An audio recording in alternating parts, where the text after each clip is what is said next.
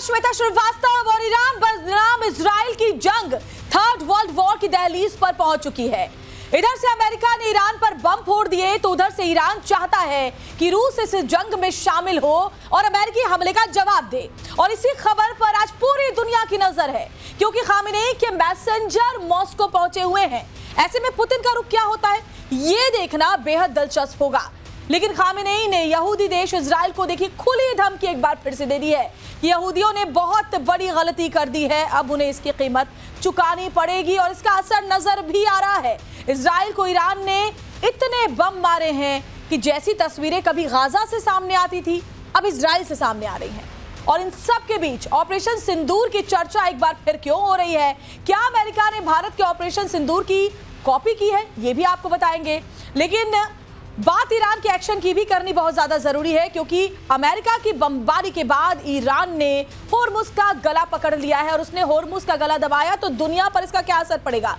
गला पकड़ने का क्या मतलब, ये भी आगे आपको बताएंगे। सबसे बड़ी बात कि हिंदुस्तान पर क्या असर पड़ेगा वो हमारे लिए जानना जरूरी है, उस पर भी चर्चा करेंगे। खास मेहमान हमारे साथ जुड़ेंगे। लेकिन फिलहाल जो ब्रेकिंग न्यूज इस वक्त आ रही है इस पूरे मामले से जुड़ी हुई वो आपको बता देते हैं। जहां ईरान के टॉप लीडर खामेनेई की नई चेतावनी सोशल मीडिया एक्स पर एक बार फिर से पोस्ट किया है और पोस्ट के जरिए धमकी दी है।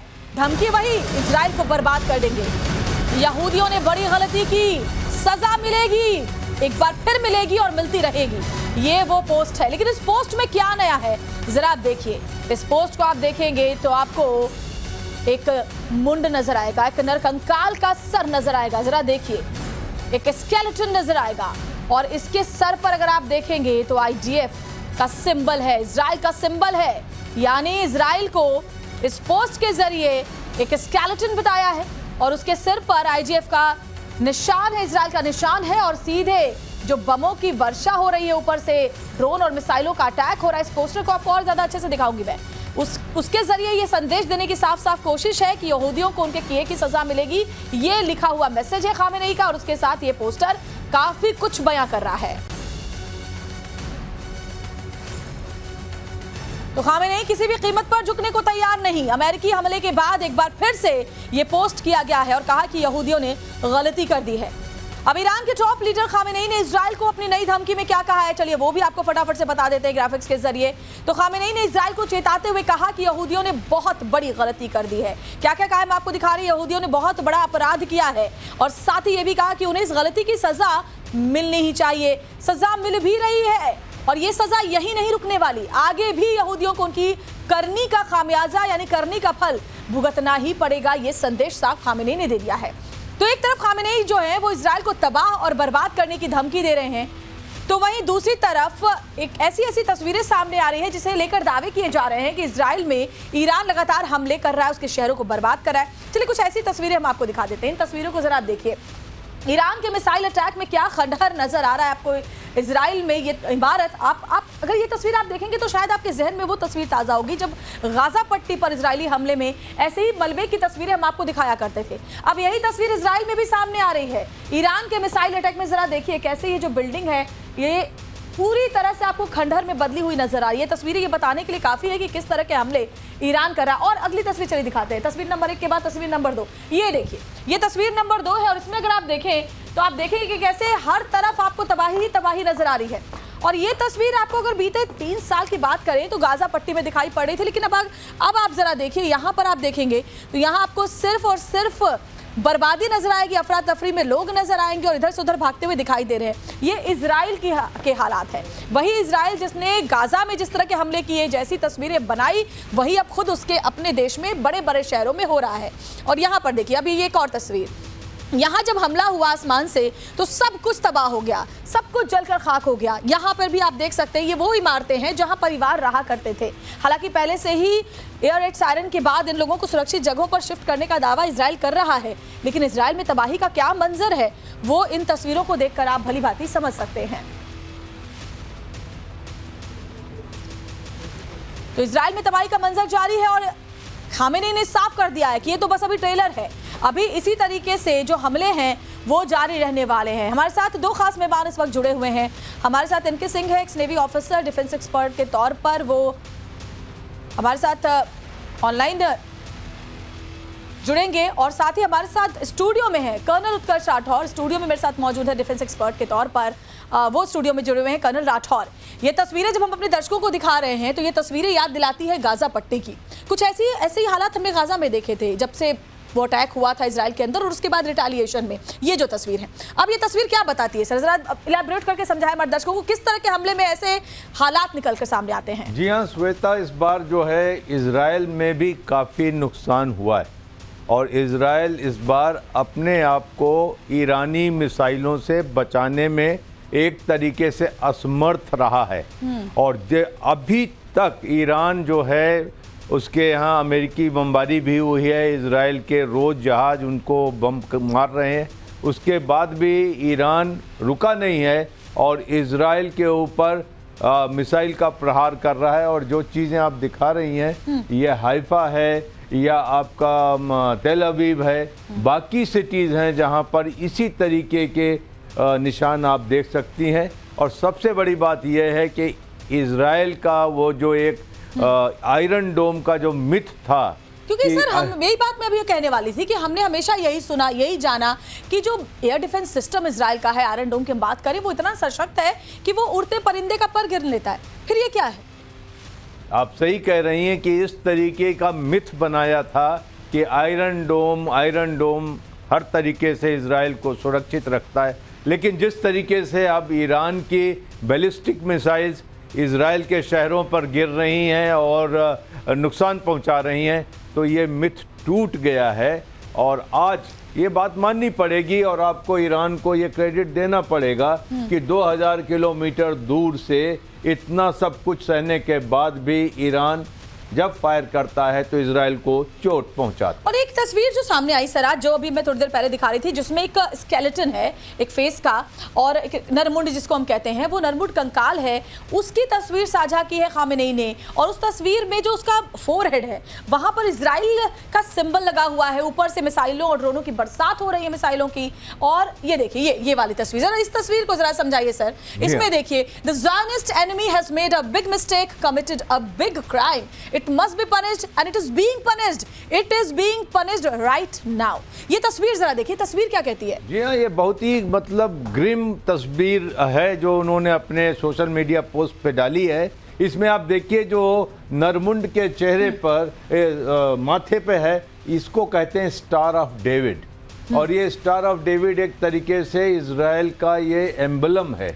तो इस एम्बलम को वो कहते हैं जियोनिस्ट रिजीम के बारे में वो हमेशा कहते आए हैं, डेथ फॉर इजराइल। ये जो हम दिखा रहे हैं, जी हाँ, दिखा पाए, स्टार ऑफ डेविड। ये स्टार ऑफ डेविड है जो कि एक एम्बलम है। आप इसको ऐसे समझिए जैसे हमारा एम्बलम है हमारे देश का, तो वैसे ये एम्बलम है इजराइल का, यानी वो सीधे इजराइल को यहाँ प्रतीकात्मक रूप से दिखाया गया है। प्रतीकात्मक बता रहे हैं, डेथ फॉर इजराइल वो कहते आए हैं। और ये काफी ग्रिम है, भयानक है और आने वाले दिनों के याद दिलाता है कि क्या कुछ होने वाला है। आग, आंखों में आग, चेहरे पर आग, मतलब ऊपर से आग की बरसात हो रही है, यानी कि मिसाइलों से हमले हो रहे हैं। सुबह इसके बारे में चर्चा करना भी दुख होता है, लेकिन आजकल विश्व का ये न्यू नॉर्मल है और विश्व की आजकल सच्चाई। बिल्कुल सही कह रहे हैं, न्यू नॉर्मल है, लेकिन ये न्यू नॉर्मल कहां तक जाएगा ये भी देखना होगा, क्योंकि ईरान में अमेरिका हमले से जुड़ी जो बड़ी खबर कल सामने आई, उससे जुड़ा हुआ एक और अपडेट सामने आ रहा है। ईरान को गुमराह कर अमेरिका ने हमला किया। अमेरिका ने प्रशांत महासागर में बॉम्बर तैनात किए, लेकिन व्हाइट मैन एयरफोर्स बेस से हमला कर दिया। ये एक मुझे लगता है सर, पहले ये खबर बता देती हूँ, अमेरिका के ऑपरेशन मिडनाइट हैमर की तुलना अब भारत के ऑपरेशन सिंदूर से की जा रही है। ऐसा क्यों, वो आपको डिटेल से बताएंगे, लेकिन बताया जा रहा है कि डोनाल्ड ट्रंप ने वॉर रूम में बैठकर इस ऑपरेशन को मॉनिटर किया, जिसकी जानकारी बेहद ही चुनिंदा लोगों को ही थी। और तभी इस बड़े हमले को सर मुझे लगता है मैं और आप ये डिस्कस भी कर रहे थे अभी हाल में कि जब आप इस तरह के किसी स्ट्रैटेजिकल ऑपरेशन को अंजाम देते हैं तो प्रिवेसी बहुत ज़रूरी है। आपको ये बहुत ज़रूरी है कि सिर्फ 4 लोग अगर उस कमरे में, तो 4 से 5वें तक ये खबर ना जाए, तभी आप इस तरह से ऑपरेट कर सकते हैं उसे। देखिए ऐसा है कि बहुत ही मतलब खुले तरीके से डियोगो गार्सिया में लाके बमवर्षक तैनात किए जाते हैं, तो लोगों को ये लग रहा था कि शायद यहाँ से उड़ेंगे और यहाँ से अटैक संपादित होगा, एग्जीक्यूट होगा। और उसके बाद कहते हैं कि हम 2 हफ्तों का आपको वक्त देते हैं, संभल जाइए, निगोशिएशन टेबल पे आ जाइए। तो एक थोड़ा सा लल आ गया लोगों के दिमाग में कि शायद जो कुछ होगा 2 हफ्तों के बाद होगा। साइकोलॉजिकल वॉरफेयर है या फिर वॉर क्राइम का हिस्सा है? नहीं नहीं, ये साइकोलॉजिकल वॉरफेयर है और डिसेप्शन करने का युद्ध में आपको जितना अधिकार है उतना मुझे भी अधिकार है। अभी ईरान की प्रॉब्लम क्या है, जब वो जहाज अमेरिका से उड़े उस वक्त ईरान के पास ऐसी कोई काबिलियत नहीं कि उनको मॉनिटर कर सके, अनलेस ईरान के मित्र रूस और चीन उनकी मदद करते। दोनों ने मदद नहीं की। ऐसा नहीं कि वहां से जब उड़े तो दुनिया में किसी को पता नहीं चला, ये पता किया जा सकता था, लेकिन किसी ने ईरान की मदद नहीं की और ईरान को उन्होंने वार्न नहीं किया, इसलिए वो एग्जीक्यूट हो गया और ईरान के लिए एक सरप्राइज था ये। हाँ, एक शॉक था। अब आपको बताते हैं कि अमेरिका के ऑपरेशन मिडनाइट हैमर की तुलना भारत के ऑपरेशन सिंदूर से क्यों हो रही है। इसको ऐसे समझिए कि कहा जा रहा है कि ऑपरेशन सिंदूर की तर्ज पर अमेरिका ने ईरान पर हमले किए। ईरान को धोखा या यूं कहे गुमराह करने के लिए खास रणनीति बनाई गई। प्रशांत महासागर में कुछ बॉम्बर तैनात किए गए थे, लेकिन हमला कहां से हो गया? व्हाइट मैन एयरफोर्स बेस से किया गया।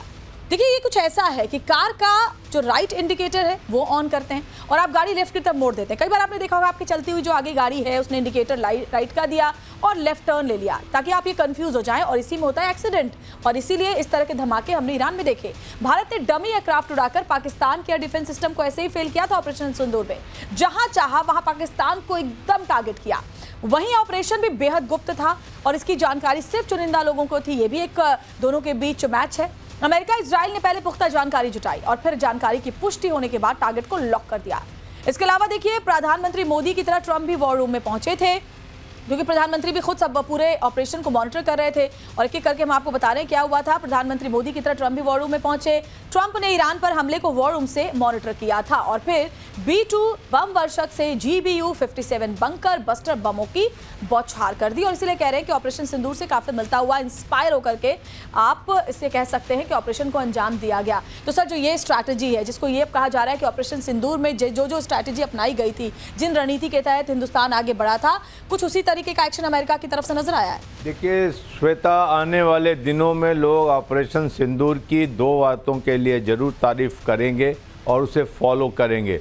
पहली बात है सरप्राइज और दूसरी बात है स्पीड। जिस स्पीड के साथ हमने एक्यूरेसी के साथ मारा, वो सारी दुनिया जानना चाहती है, उसको कॉपी करना चाहती है। आप सही कहती हैं कि अमेरिका ने इसी तर्ज पे इसको किया।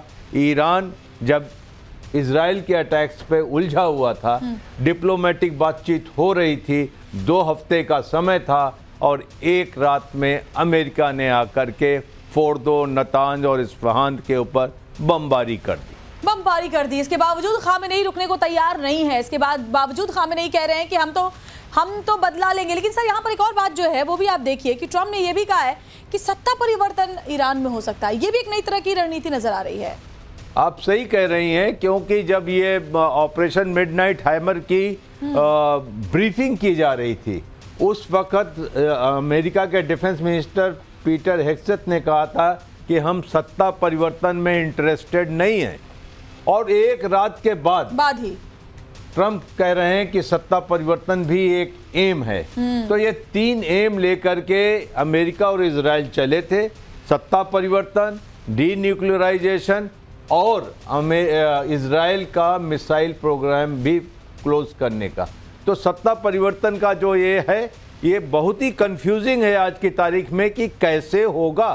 कोई एक अल्टरनेटिव आज ईरानी पब्लिक के पास नहीं है।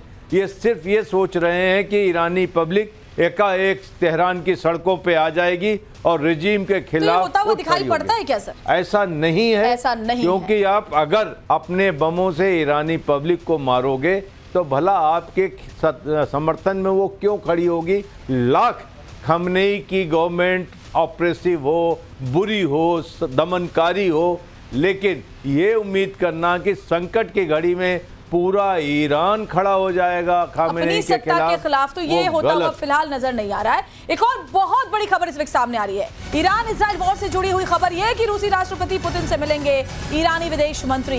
अब इसका मतलब क्या है, ये समझाने की बिल्कुल भी जरूरत नहीं, क्योंकि इधर अमेरिका युद्ध में उतर चुका है और अगर उधर से रूस की एंट्री होती है तो दुनिया वर्ल्ड वॉर 3 में ऑफिशियल तौर पर घुस जाएगी, जिसका सीधा मतलब होगा तबाही ही तबाही। यानी अभी तो सिर्फ ट्रेलर है, तबाही किस तरीके की होगी वो देखना भी होगा। और हमारे साथ जो खास मेहमान है वो जुड़े हुए हैं और जो दूसरे गेस्ट है वो भी हमारे साथ स्टूडियो में आ चुके हैं। लेकिन एक पहले ग्राफिक्स के जरिए कुछ और जानकारी आपको देते हैं, उसके बाद मेहमानों के पास चलते हैं। तो देखिए, इजराइल और ईरान के बीच छिड़े घमासान पर दुनिया दो धड़ों में बंट चुकी है। एक तरफ इजराइल है जिसके साथ कई देश एकजुट हो रहे हैं, तो कौन कौन से देश खड़े हैं किसके किसके साथ वो हम आपको बता रहे हैं। तो सबसे पहले इजराइल की तरफ देखिए, अमेरिका है, ब्रिटेन है, फ्रांस है, जापान है, जर्मनी है, ऑस्ट्रेलिया है और साथ ही है कनाडा। ये वो देश हैं जो कि खड़े हुए हैं इजराइल के साथ। अब ईरान के साथ कौन कौन से देश हैं, तो ये देखिए, इनके नाम है रूस, तुर्की, चीन, लेबनान, यमन, सीरिया और नॉर्थ कोरिया। तो ये देशों की फहरिस्त है जो दोनों ही मुल्कों के साथ खड़े हैं। और अगर ये साथ आ जाते हैं खुलकर वॉर जोन में तो क्या होगा आप समझ सकते हैं। और हमारे साथ एनके सिंह सर भी जुड़ गए, एक्स नेवी ऑफिसर हैं। सर भी ज्यादा बेहतर तरीके से बताएंगे जो पूरा सिनेरियो बन रहा है। डर इस बात का फिर है एनके सर कि क्या होगा जिस तरह से अब खुलकर वॉर हो चुकी है। खामेनेई के वो पोस्टर अभी हमने अपने दर्शकों को दिखाया जिसमें वो सीधे सीधे कहते हैं कि आईडीएफ को बर्बाद कर देंगे, इजराइल को नेस्तनाबूद कर देंगे और वॉर ऐसे ही जारी रहेगी। अब जिन देशों की फहरिस्त हमने अभी दिखाई, ये देश भी अगर खुलकर सामने आ जाते हैं तो क्या तीसरा विश्व युद्ध जो है वो मुहाने पर हम उसके खड़े हैं। देखिए, मेरा ये मानना है कि ये कह देना कि हम तीसरे विश्व युद्ध के मुहाने पर हैं, मुझे नहीं लगता है कि ऐसी नौबत आएगी। क्योंकि अगर आप विश्व युद्ध 1 या विश्व युद्ध 2 को देखेंगे तो जो उस समय के हालात थे, देखिए वो युद्ध किसके बीच में था, वो उस यूरोप के बीच में था जहां जिनका पूरा कॉलोनियल रूल था और वो दूसरे जो देश थे वो उनके साथ मजबूरी में थे। आज की डेट में आप देखेंगे कि जिस तरह से जो अगर OIC कंट्रीज़ को देखेंगे तो वो भी ईरान के साथ नहीं है। देखिए, कह देना, एक स्टेटमेंट जारी कर देना और एक हकीकत में होने में बहुत बड़ा अंतर होता है। जिस तरह से अमेरिका ने इजराइल का समर्थन किया है परोक्ष दोनों रूप से, और जिस तरह से स्ट्राइक भी कर दी है, मुझे नहीं लगता कि कभी चीन आकर वो ईरान के बिहाव पर ऐसा कुछ कर सकता है या रूस इस तरह का कर सकता है। मदद जरूर हो सकती है, जरूर होता है, क्योंकि दो ध्रुव हैं। जाहिर है कि रूस और अमेरिका थे और चीन तीसरी उभरती पावर है, ऑफ कोर्स चौथा भारत भी है। हमने रूस और यूक्रेन के युद्ध में देखा कि आप भले हथियारों से मदद करें, आप पैसों से मदद करें, लेकिन खुलकर अगर हम कहें कि कोई कंट्री इस तरह से निकलकर सामने आएगी ईरान के लिए खास तौर पर, वो आप नहीं देख रहे हैं सर ऐसा। जी बिल्कुल, ईरान का किसी भी, देखिए ईरान बनना चाहता था, ईरान है एक सिया देश, बिल्कुल। और जो पास्ट में जब बाकी अरब देश इजराइल के खिलाफ थे तो ईरान पहला देश था इस OIC में जिसने मान्यता दी थी इजराइल को उसके बनने के बाद, और बहुत अच्छे संबंध थे। अगर 79 से पहले जाएंगे तो बहुत ही मैत्रीपूर्ण संबंध थे उनके। लेकिन जैसे जैसे पर्शियंस बहुत ज्यादा जो बोलते हैं वहां पर बाहुल्य है, जो एक भौगोलिक स्थिति कर्नल राठौर जो नजर आती है ईरान की, वो इसे बाकी मुस्लिम देशों से काफी डिफरेंट बनाती है। देखिए, ईरान का जो अभी हालत है वो बहुत ही पिक्यूलियर है। ईरान के अंदर में जो सबसे बड़ी प्रॉब्लम है वो इजराइल के साथ हेट्रेड और अमेरिका के साथ हेट्रेड, ये दो चीज़ें ईरान को पूरे बाकी मुस्लिम देशों से अलग करती हैं। और ईरान ने अभी जो पीछे में आप देखें, जो उन्होंने मिलिशिया को समर्थन दिया, जिसको उन्होंने कहा एक्सिस ऑफ रेजिस्टेंस, जिसमें उन्होंने यमन का समर्थन किया, लेबनान का समर्थन किया, सीरिया का समर्थन किया, हमास का समर्थन किया और बाकी छोटे छोटे उनको समर्थन किया। और ये जब खुल करके सामने आए इजराइल के खिलाफ 7 अक्टूबर को, और उसी के साथ उन्होंने अमेरिकन बेसिस पे अटैक किए इराक और सीरिया में, तो उसके बाद ईरान बैड बुक्स में चला गया हमेशा के लिए, जिसका खामियाजा ईरान आज भुगत रहा है। ये सब करने की आवश्यकता ईरान को नहीं थी, जिसकी वजह से कि उन्हें पता था। आज कल इस्तांबुल में हुई है OIC की मीटिंग, और OIC के मीटिंग में लोगों ने बुराई तो की है, UNSC में भी, जी हाँ, UNSC लेकिन इसके आगे कोई खड़ा होगा ईरान के साथ ऐसा लगता नहीं है। हाँ, रूस ने कहा है कि ईरान को दूसरे देश भी न्यूक्लियर वेपन्स दे सकते हैं, और आज ईरान के विदेश मंत्री पुतिन से मिलने वाले हैं। लेकिन ईरान को ये बात समझनी चाहिए थी कि वो शिया मुल्क है, मिडिल ईस्ट के बाकी मुस्लिम देश अमेरिका के साथ उनके बड़े रिश्ते हैं, उनके इंटरेस्ट हैं, तो वो खड़े नहीं होंगे, और वही हुआ, साथ खड़े नहीं होंगे। ठीक है, क्योंकि वो सुन्नी बाहुल्य जो कंट्रीज हैं वो हैं जाहिर तौर पर, इसीलिए ईरान को अगर ऐसा लगता है कि बाकी मुल्क उसके साथ आके खड़े हो जाएंगे तो ये उसकी गलतफहमी है, ऐसा हमारे डिफेंस एक्सपर्ट्स कह रहे हैं। एक और बड़ी खबर आपको बताते हैं, ईरान इजराइल वॉर से जुड़ी एक और बड़ी खबर ये है कि ईरान के होर्मुज एक्शन पर अमेरिका का बड़ा बयान, ईरान पर दबाव बनाए चीन, ईरान होर्मुज रूट बंद ना करे, क्योंकि अगर ऐसा ईरान करता है तो सबसे ज्यादा नुकसान चीन को होगा और ये कदम ईरान के लिए आत्मघाती साबित होगा। तो ये बड़ी खबर आपको बता रहे हैं। तो चीन को नुकसान होगा और इसलिए चीन पर अब अमेरिका की तरफ से दबाव बनाने की ये बड़ी कोशिश हो रही है। क्योंकि अब आपको चलिए, क्योंकि ये बताना भी जरूरी है, क्योंकि बहुत सी चीजें हमारे जो दर्शक है सर उनको ऊपरी तौर पर पता होती है। उनको ये मालूम है कि मिडिल ईस्ट से तेल का बहुत गहरा संबंध है और इसका असर पूरे विश्व में होता है। लेकिन स्ट्रेट ऑफ होर्मुज क्या है, अमेरिका क्यों इसको लेकर टेंशन में है, और सिर्फ अमेरिका ही नहीं पूरी दुनिया क्यों टेंशन में है, ये हमारे दर्शकों को इसकी थोड़ी टेक्निकलिटी समझना जरूरी है। तो पहले मैं थोड़ा बताती हूँ, फिर मेहमानों के पास आते हैं। दरअसल इस रूट से दुनिया का 20% तेल गुजरता है, यानी 20% जो तेलों की सप्लाई होती है सोचिए इसी रूट से होता है। ईरान ने कई बार रूट को बंद करने की धमकी दी है, लेकिन इस बार ईरान की संसद से इस प्रस्ताव को मंजूरी मिल गई है। अमेरिकी हमले के बाद ईरान में भारी बौखलाहट है। हालांकि हॉर्मुज रूट को बंद करने का आखिरी फैसला अभी बाकी है, अभी लिया नहीं गया है, लेकिन प्रस्ताव पास हो गया है। सुप्रीम नेशनल सिक्योरिटी काउंसिल इसको लेकर फैसला लेगी और अब आपको इसकी थोड़ी सी इनसाइड डिटेल में मैं बताती हूँ। दरअसल straight of Hormuz Oman Iran के बीच एक जल मार्ग है, एक समुद्री रास्ता है। ये फारस की खाड़ी को ओमान की खाड़ी से कनेक्ट करता है और फिर उससे आगे अरब सागर को जोड़ता है। अब ये जो जल मार्ग है वो सबसे जो सक्रिय जगह पर 33 किलोमीटर चौड़ा है। जहाजों के लिए गुजरने वाली शिपिंग लेन 3 किलोमीटर चौड़ी है। तो मैं आपको ये भी बता दूं कि इस रूट से भारत के आयात का 40% तेल आता है। भारत में प्रतिदिन करीब 55 लाख बैरल तेल का आयात किया जाता है। लेकिन एक राहत की बात यह है कि भारत इसी रूट पर सिर्फ निर्भर नहीं है, भारत की भी तो हालात पर नजर है। भारत को भी पता है कि अगर ऐसा हुआ तो फिर हमको क्या होगा, तो इसलिए भारत पहले से तैयार है। अब रूस भी इसी बड़ी मात्रा में कच्चा तेल आयात करता है। इनके सर, अब इसको मैं जरा समझना चाहूंगी, अगर ये रूट बंद किया जाता है क्या असर बाकी मुल्कों पर होगा और हमारे देश पर क्या असर होगा, और जरा इस रूट के बारे में भी बताएं। जी देखिए, ये जो रूट है, जब हम जाते हैं अपने अरब सागर से और हम देखते हैं कि हम पार करते हैं यूएई, ओमान, ये वाला जो स्ट्रेच है और दूसरी तरफ ईरान है, तो इनके बीच के रूट का जो पैसेज है, जाहिर है सभी ऑयल प्रोड्यूसिंग कंट्री जो हैं काफ़ी रूट, जितना भी एशिया को तेल आता है या कहीं भी जाता है, इस रूट से काफ़ी हद तक ऑलमोस्ट 1/4 जो ऑयल है दुनिया का जो एक्सपोर्ट होता है एक जगह से दूसरी जगह से आता है, इसी जल मार्ग के माध्यम से आता है। और लगभग 1/3 गैस, क्योंकि जो कतार वगैरह हैं जो गैस के बड़े प्रोड्यूसर हैं ऑयल के साथ साथ, वो भी इसी रूट से आता है।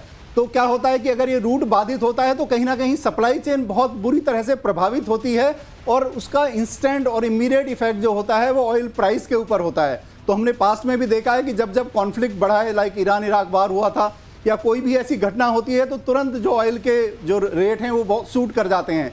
तो ये भी एक इम्पॉर्टेंट है। लेकिन जहाँ तक भारत की बात है, अगर आप भारत के दृष्टिकोण से देखेंगे तो देखिए, भारत समय जो बदलती हुई जियोपॉलिटिकल सिचुएशन है उन पे नज़र है और भारत ने अपने ऑयल को, इंपोर्ट को बहुत ज़्यादा डाइवर्सिफाइड किया है। हम अगर रूस से ले रहे हैं आज की डेट में, सिर्फ हम गल्फ देशों पर ही निर्भर नहीं हैं, हम रूस से भी तेल लेते हैं, हम अमेरिका से भी तेल लेते हैं और भी अन्य देशों के साथ।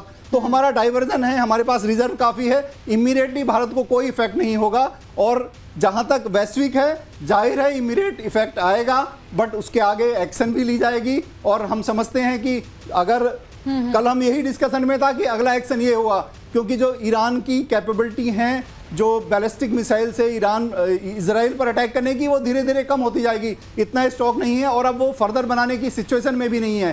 तो जाहिर है अब वो इसी एरिया पर स्ट्रैटेजी हो सकती है, क्योंकि उसको पता है कि बहुत बड़ा हिस्सा विश्व का हम पर इस बाबत निर्भर है और अगर हम ऐसा करते हैं तो इसका असर होगा और एक दबाव पड़ेगा अंतर्राष्ट्रीय बिरादरी पर। कर्नल राठौर, आप क्या सोचते हैं?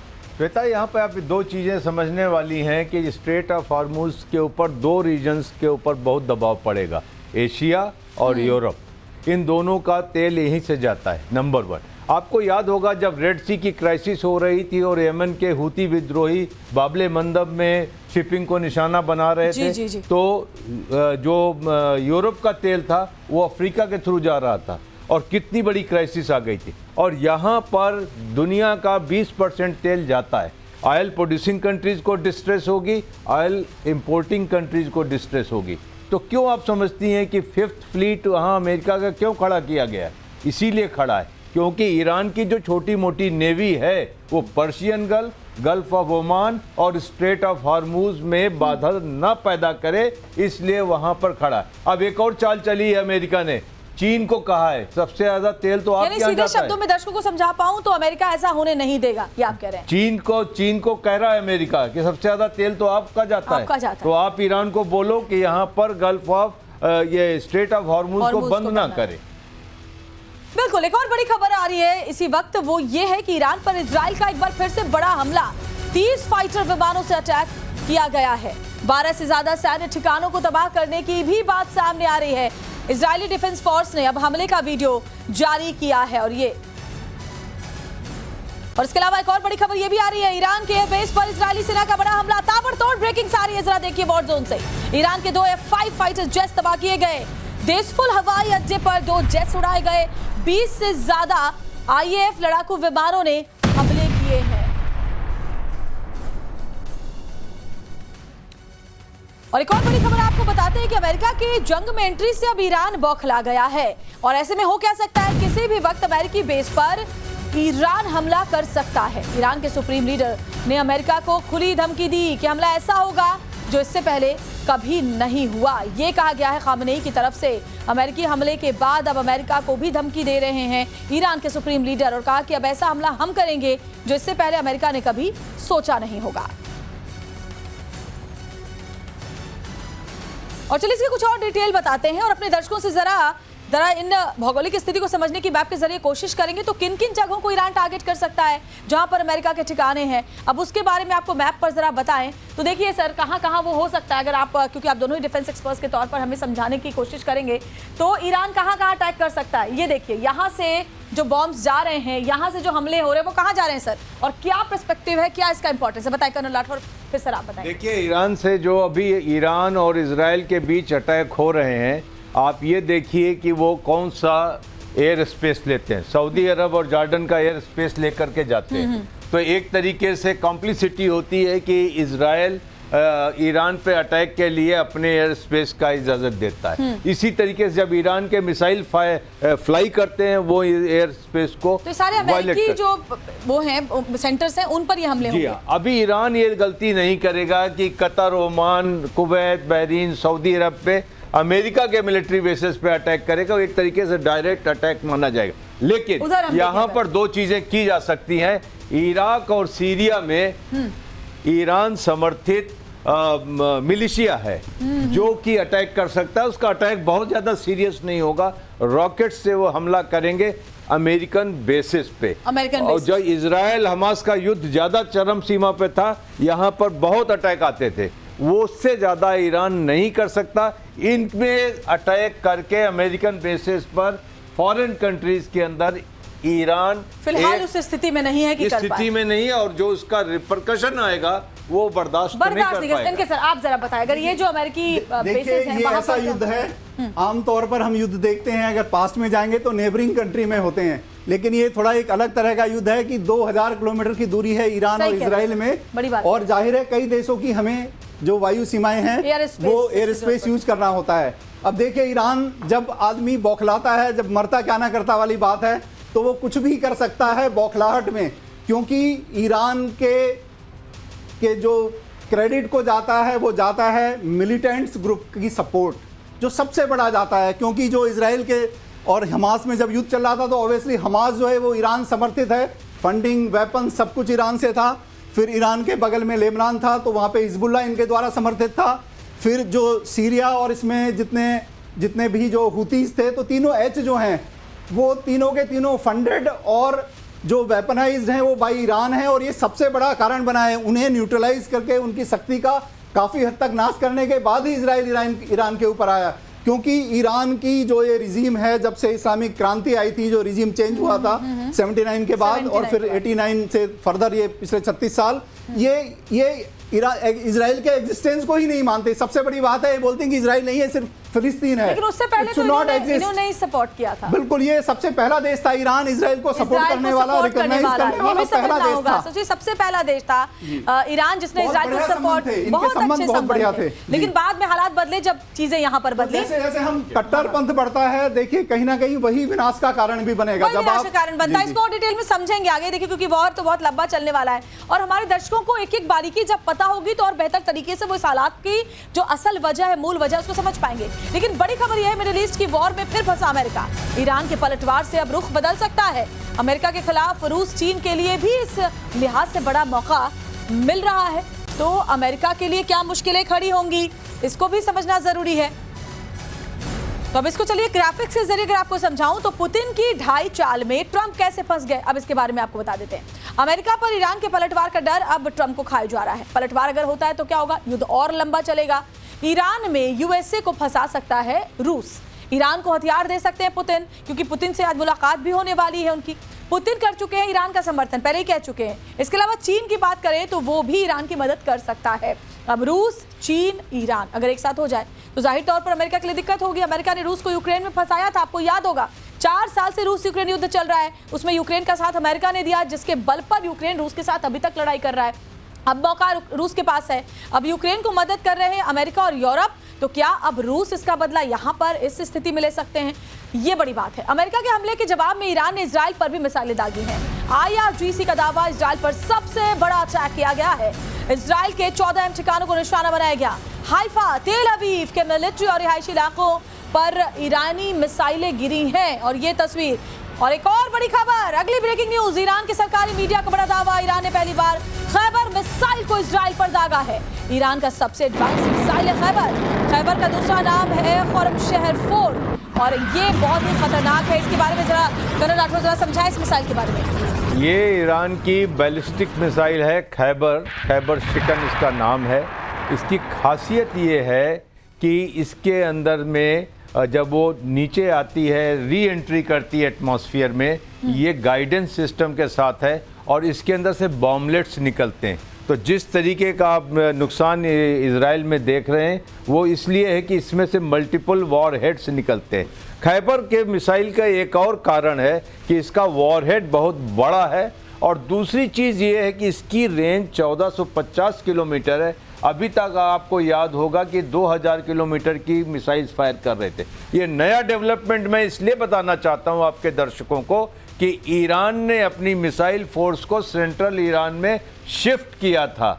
अब अगर 1450 किलोमीटर की मिसाइल फिर से फायर कर रहा है, इसके मतलब ईरान ने फिर से वेस्टर्न ईरान में स्थित जो उसके मिसाइल बेसेस हैं उसका इस्तेमाल करना शुरू कर दिया है। और खैबर शिकन इस वक्त इजराइल के लिए सबसे बड़ा सरदर्द यूं बन गई है कि जब उसके बॉम्बलेट फटते हैं तो एयर डिफेंस जो सिस्टम है उसको समझ में नहीं आता कि किस बॉम्बलेट को वो छोड़े और किसको एंगेज करे। शायद यही जो बोलते हैं कि आंखों में धूल झोंकना, वो इसके जरिए किया जा रहा है। ईरान समर्थक हुती विद्रोहियों ने अमेरिका को धमकी दी है। एक और बड़ी खबर, इजराइल की मदद जारी तो अमेरिका को अंजाम भुगतना पड़ेगा। हुती मिलिट्री प्रवक्ता ब्रिगेडियर जनरल याहद सारी का बयान, लाल सागर में जहाजों युद्धपोतों को यमनी आर्म्ड फोर्स बनाएगी निशाना। तो ये देखिए अमेरिका के लिए एक और मुश्किल है।